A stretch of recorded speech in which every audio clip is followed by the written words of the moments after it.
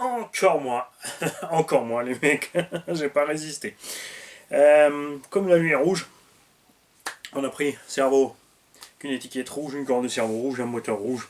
Et à l'arrière qui a du rouge dessus. Donc Obi-Wan Quick Run 150. Moteur Léopard 4282. 2000 carrés. Cerveau 3218. Prend jusqu'à. Donc vous pouvez monter les varios si vous pouvez les régler en HV. Là on peut pas, on a 6 volts, ça suffit large. On dit que ce serait un engin de loisir PPR normalement 4S. Je pense pas que les diffs vont tenir plus. On a effectivement un problème d'ajustage entre les diffs et les noix. On avait l'arrière qui coinçait, le centre ça allait, l'avant ça allait, au centre par contre on a bien des puits de noix qui vont vraiment dur dans les noix. On a dû retravailler un tout petit peu tout ça pour bien les faire. Ça va, mais je pense qu'avec le temps ça va se dégrader quand même plus vite que la mécanique HPI. Axe moteur, effectivement, c'est vraiment ric-rac, un rat, là, avec le pignon qui te livre. On est déjà contre cette vis ici de la boîte réception, parce qu'on a tout le puits de vis ici. Donc soit tu fraises un tout petit peu le plastoc, ce qui je pense préférable que plutôt de couper l'axe moteur, c'est clair. Soit tu t'amuses à déplacer tout, ton bac radio. Tiens d'ailleurs regarde là, le Villamani, le vis. Non, je n'avais pas oublié, c'est qu'il n'y en avait pas. Vu qu'il n'y a rien qui est retenu en haut. Ce petit câble évidemment déjà sorti pour l'éclairage. C'est quand même dommage d'avoir une si belle carreau de rallye de ne pas mettre un minimum d'éclairage dedans. On a une transmission silencieuse, donc si ça passe, on mettra le module de son. C'est pour ça que j'ai monté la radio Carson ici du Rowan ou King Motor 5B, parce qu'on a un kill switch. On peut donc couper les gaz et on pourra jouer des gaz à l'arrêt.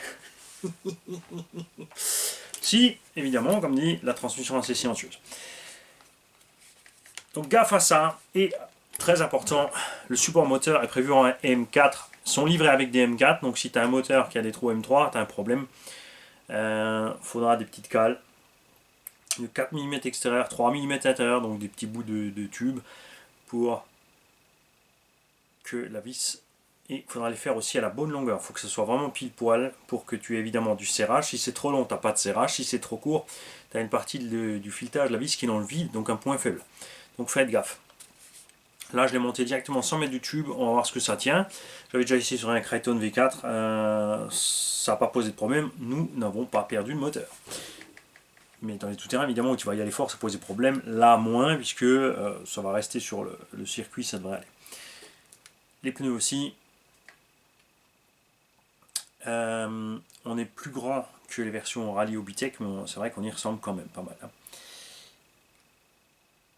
Et qu'est-ce que j'oublie encore? On a aussi, ça je tenais à préciser, un super chemin de câble. On a ici une barrette qui est vissée sur le châssis, dans lequel tu peux clipser le câble du Vario proprement jusque devant. Il y a des petits crans d'arrêt dessus, le câble ne peut pas se barrer de là, donc tu le poses proprement dedans et tu fais gaffe. Connerie, la boîte radio, les câbles sont prévus pour arriver de ce côté, mais de ce côté tu as le cerveau, donc c'est très serré, ça coince les câbles et la corne de cerveau accessoirement peut aller taper dessus. Je vais donc découper de l'autre sens et sorti les câbles de l'autre sens. La boîte radio de toute façon n'est pas 100% étanche. Vraisemblablement, comme dit, je ne vais pas la rouler à la grosse flotte. Après on verra là. En même temps, ça permettrait de voir la qualité des vis et des roulements et si ça rouille rapidement ou pas. Hein, ça, c'est clair. Voilà. Là, on a fait plus ou moins le tour. Reste donc le prochain épisode en roulant. Je vais peut-être préparer la carotte Ford, comme elle me plaît pas trop point de vue couleur, pour déjà aller rouler.